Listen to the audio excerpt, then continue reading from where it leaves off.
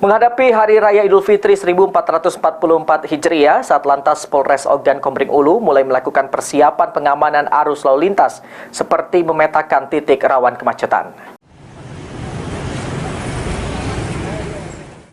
Menghadapi arus mudik pada Hari Raya Idul Fitri tahun 2023 mendatang, Satlantas Polres Oku mulai melakukan persiapan pengamanan arus lalu lintas. Misalnya, mulai memetakan titik rawan kemacetan. Kasat Lantas Polres Oku AKP Dwi Karti Astuti menjelaskan, sekarang ini memang belum terlihat aktivitas pemudik, namun persiapan tetap harus dilakukan. Harapannya pada arus mudik mendatang bisa lancar dan juga aman.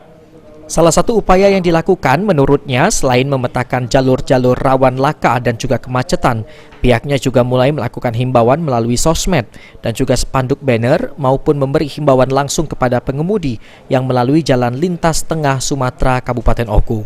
Persiapan dari Satlantas Oku, pertama kita koordinasi dengan instansi terkait, dalam hal ini adalah Dishub maupun Pol PP untuk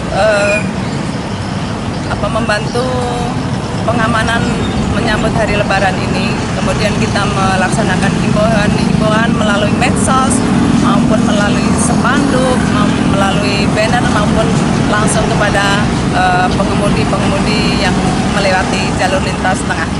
Untuk daerah-daerah rawan sudah dipetakan belum, Bu? Untuk daerah rawan laka itu daerah Jalan Batu Kuning. Saja kalau untuk rawan laka, kemudian rawan gar itu. Kasat Lantas mengimbau bagi pengemudi nantinya diharapkan berhati-hati di jalan yang diprediksi rawan kecelakaan lalu lintas di wilayah Batu Raja. Ari Pranika, PAL TV.